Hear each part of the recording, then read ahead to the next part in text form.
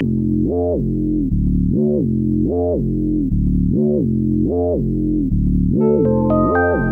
you guys, what's up? It's Christian and Cory from SuperKamiGuru9000, and there's no Naruto this week, so we are coming out with a discussion video for you guys. And this one is about what are good and bad animes to show people who are not into anime, and why. Now, it's no surprise that we like anime, and we know that a large group of our fan base likes it as well. But like Christian was saying, if there's someone that you're trying to introduce to anime, here's just some of our quick recommendations that we think will be good to ease them into the anime world, and some of the series that we like and think would be best. Alright guys, first we're going to show you some of the series that we would definitely recommend to you and your brand new anime viewer. And then after that we're going to get into some series that you definitely need to stray away from, and just some other things in the anime genre basically that can be kind of off-putting to the new anime viewer.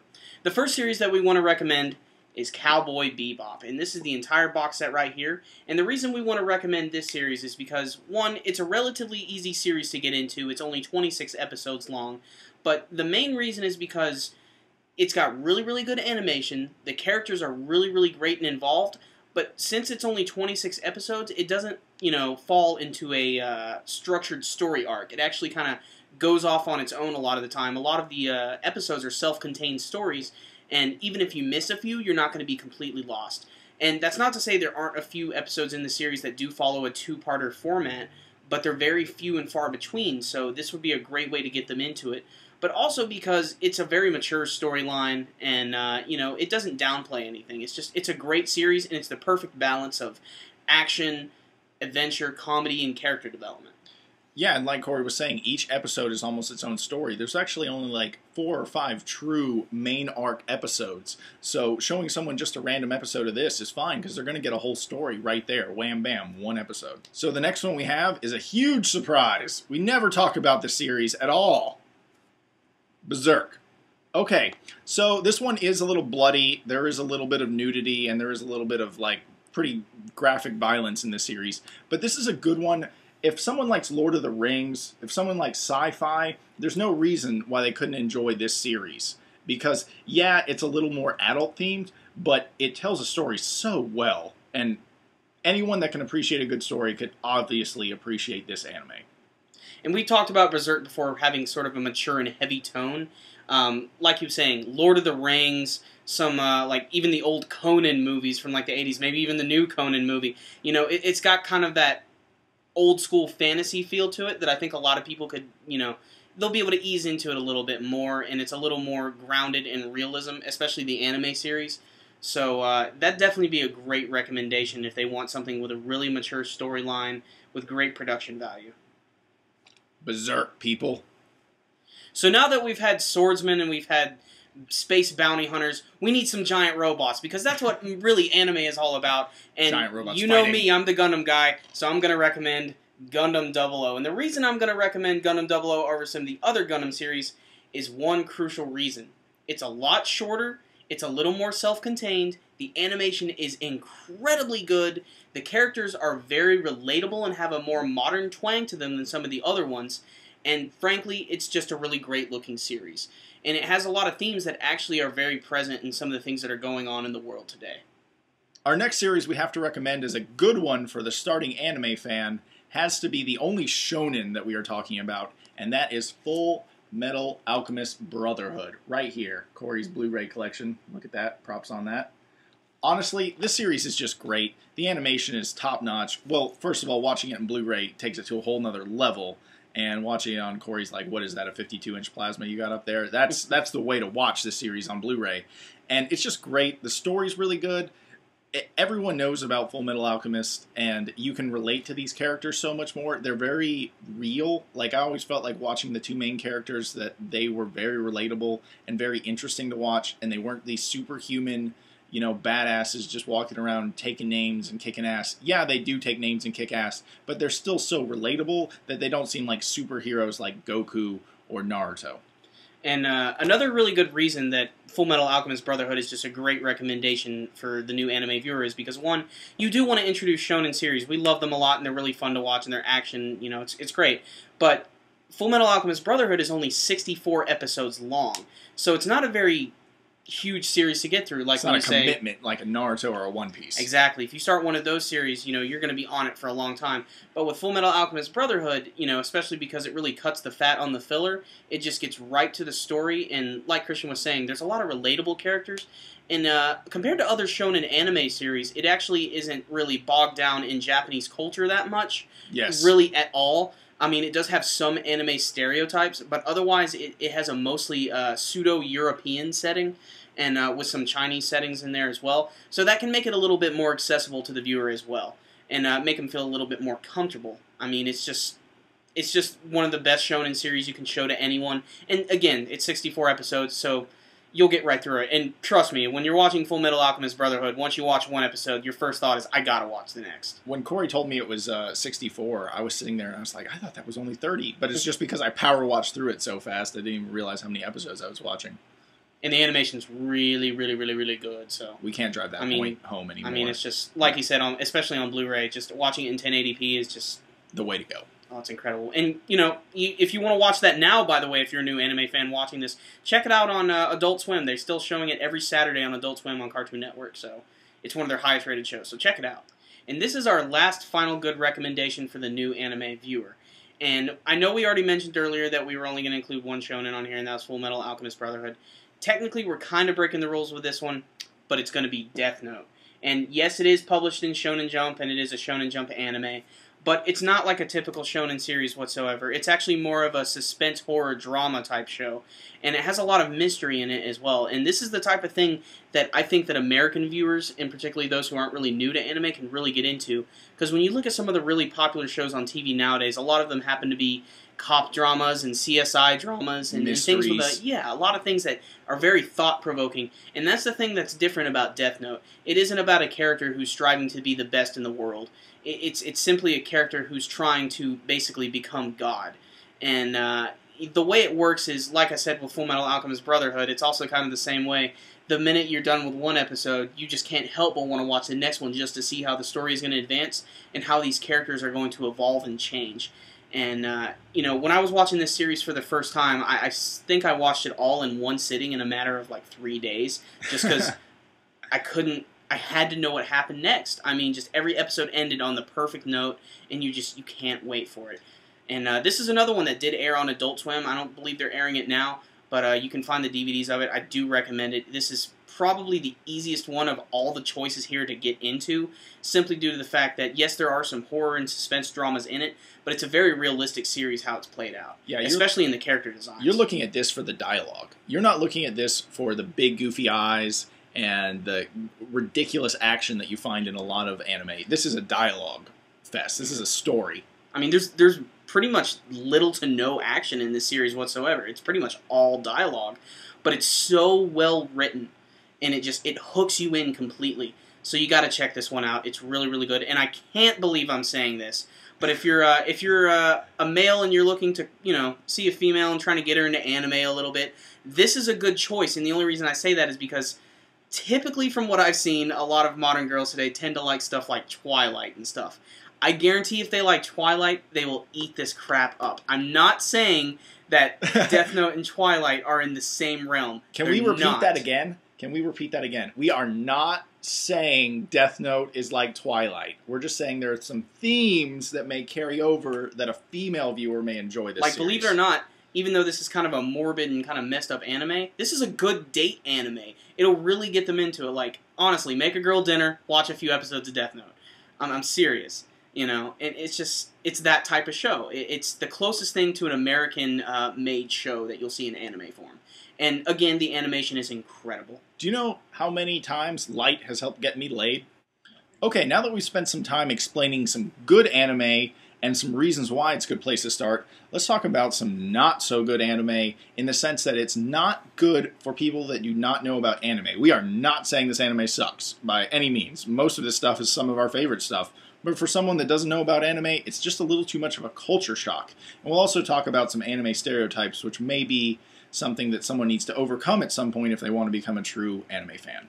Now, as far as series just not to start with, we're just going to boil it down to its very essence, and that is shonen anime series, particularly ones that are still currently ongoing. And the main reason for this is just because they are such an investment in your time Yes. And there's so many characters involved, and if you're going to collect the DVDs, it's almost a nightmare at some points. There's just so many characters. Let's just look at One Piece first and foremost. This is a series that's already well over 500 episodes. And just the people on Luffy's crew is a lot of characters. And then think of all the side characters they've had and lost throughout the series. I mean, it is just a character, like, overload in some ways. And it's also hard to care about that many characters if you're not used to watching anime. And then there's Naruto with an extreme amount of characters. I mean, in some ways, we're almost getting bogged down in the war arc because there's so many characters. Me and Cory are dying to see a Rock Lee fight, and it honestly may not happen because there's just so many things that need to be wrapped up that are more important to the story. And I don't think, you know, Naruto defeating Madara is more important than Rock Lee kicking someone, personally. But no, that's a joke. But what else? What other shonen animes are out there? I mean, there's a few other shonen animes you could recommend, but they're all very, very long. I mean, you know, like we said, there's ongoing series. There's One Piece, there's Naruto, there's Bleach. But then you also got shows that are done in shonen series that are very long. Look at Dragon Ball and Dragon Ball Z. You know, the first series is 153 episodes. Then you got another 296 episode on top of that. And a lot of the time, you know, there's little bits of filler that are just happen to be sprinkled into the actual episode. Mm-hmm. And, you know, the viewer might not take well to that. They might not even like the fact that these characters power up sometimes for an entire episode. And, again, it's just a huge investment in time. And you kind of just have to really be into it. And, you know, I think One Piece is the most overwhelming of all of them, though, really. But that's just due to the length and the fact that, like you said, the characters are just... The main characters, there's like 10 of them. Yes. And then there's like... Oh, there's just so much to do in that series. There's a reason it's been going on for well over, you know... And how many islands years. Has Luffy and his crew gone to? And they've barely even charted their map at all. I mean, yeah. they've only been on the sea for a while. You know, there's so much for them to do. Now, like we said earlier, that's not to say that these shows are bad. In fact, I absolutely love One Piece. I love Naruto to death. And I do like Bleach. And Dragon Ball is like the granddaddy for me for anime. So, I mean, that stuff is good. But for the new anime viewer, it's just a little too overwhelming. So one of the other large issues anime has is that, coming from at least an American point of view, the culture shock of watching anime is kind of too much for people. We're used to watching sitcoms and Friends and stupid shows like that on TV here, and, you know, cop dramas. They don't ever get embarrassed and have sweat drops come down their face, or accidentally grab a girl's boob and then get punched across a room. You know, things like that don't ever happen in American television, and even in very rarely in American cartoons because they're so kid-based. You don't see light sexual harassment themes, you know, like coming through in Bugs Bunny. But you may see that in some other series. You know, you're never going to see Bugs Bunny take it to the level where he does sexy no jutsu like Naruto and just has little clouds covering his bunny boobs. You know, that shit's never going to go down in American audiences. So when you take someone and you put them in an anime setting, they're like, this is a little too cartoony, a little too out there for me to connect to. So you really have to stay away from series that do those big-eyed things and the girls that have this unnatural sexuality about them that are all drawn 10 out of 10s. You know, we all know that's real life. That's what all real women look like. Double D's and a 2-inch waist. I mean, even the ugly women in anime are like hot as balls. I mean, it's just, you know... The whole culture shock thing is a really big deal. I mean, even for me, I remember when I was growing up watching anime, you know, I even noticed when I was younger, even watching Dragon Ball and stuff, there were a lot of moments I thought that were just completely stupid. Just moments like when someone's embarrassed, all of a sudden there's the giant sweat drop behind their head, or someone's really pissed off and they have an exaggerated expression where their head grows 10 times its size and they start screaming, or someone is just completely shocked or, you know, annoyed by something and they fall over and their feet are up in the air. You know, it's just things like that, and it has a lot to do with the Japanese sense of humor. And you know, it's like how you even compare, you know, British and American humor. It's just different. Now, there are two final little things that we just want to talk about when it comes to coming into anime basically for the very first time, and they're things that happen a lot in anime, things that I tend to notice a lot. And those two things are inner monologuing and symbolism. But we're going to talk about this inner monologuing first. Basically what that is basically when the character is thinking to themselves or reassuring themselves of something that they basically already know or we already know. And you see this a lot in shonen series. I can do it. I can be Hokage. Basically, I mean, honestly, the only reason I've tended to notice it lately is because I'm like, you know, I never see this done in American television. Never once do I really see so many shows like this that take advantage of that. And never really let us get into the head of the characters we see. Christian actually gave me a funny example of this earlier. You know, the comedy show Scrubs actually does do this. But honestly, I can't really think of any other show that does this very much. And I do like it in anime, and at times it can be kind of tiresome. But I do like it because it does let us get into the head of the character a little bit more and get to understand them a little bit more. I'll tell you, the inner monologue and the flashbacking will kill someone in anime if they're not ready for it, or if they don't like it. I mean, if I still sometimes struggle watching flashbacks. If I've already seen this stuff and I can skip it, even if it's new episodes, sometimes I'm like, I don't want to watch flashbacks. You know, I'm fast-forwarding through this. And the inner monologuing is cool, though. I mean, it helps develop these characters because you can't always have them in these situations that are going to show you what they're like. Sometimes it's just that dialogue that they have, because usually it's good versus evil, at least basically was shown in anime. So you always see the good guy struggling, like, what should I do? Because they're such a cookie cutter of a good character. That's what they're supposed to be. So you always see them struggling with that. I mean, you can look at Trigun. I mean, that whole series is just a big inner monologue about, should I do this? Should I do this? Do that? And is this right? The other big point we want to talk about is symbolism. And the Japanese love symbolism so much. And that's a credit to their creativity and the fact that they have a very rich culture. They're able to insert basically their culture into just about anything they do. And I know we talk about it a lot, but Naruto, just look at that. It is rife with an intense amount of symbolism, and sometimes it's very blunt, and sometimes it's not. An example of it being very blunt, obviously, I can think of from the very first Naruto series. There was the scene where Sasuke decided to leave the village for the first time, and he was contained within the that weird box that the Sound 4 put him in order to basically reserve his chakra or whatnot. And when he got out for the very first time, since it was basically symbolizing he was finally leaving the village, it showed a scene of him running, and it showed his foot stomping on a leaf, and then the leaf crumbled up like that. And that's just a way of saying he's done with the Leaf Village for now. And even the Naruto and Sasuke symbolism, like Sasuke says, he won't even put a scratch on me, and then at the end, Naruto scratches his headband. I mean, there's just so much symbolism. Yeah. It can go way deep. It can be very deep symbolism, and at the same time, it can just be sort of reinforcement of character development too. And I mean, there's like I said, there's the blunt ones too. There's another one that I really like. It was the scene where Sasuke kills Orochimaru in a way. They show in the anime version anyway. They show the outside of what's going on. They show a snake about to attack some sort of furry creature, and then all of a sudden a hawk comes down and it picks up the snake. Yeah. And that's just, it goes hand in hand with what's going on with Sasuke and Orochimaru at the time. And it's just little things like that they love to do. But other symbolism things come into play all the time. If someone dies, a flower petal falls. If something serious goes down, there's a water droplet. It's just, they love to do that. And I can understand why. It does enhance a lot of the things. And it makes the hardcore fans feel like they're paying attention more. They're like, oh, I see that. I see the connection. I see what that artist was trying to reinforce there. That maybe a casual fan or a new fan may not catch or understand. Like, why am I watching this dude step on leaves? What's going on? I don't really understand why this guy is looking at this picture for 20 minutes. I don't get this. But that's something that I think mature and, people that have some time in the anime game pick up on a little more. Okay. So, Pokemon. Okay. Pokemon with the Pokey and the man and the Charizard. Okay. So, listen, we're done talking. This is SuperKamiGuru9000.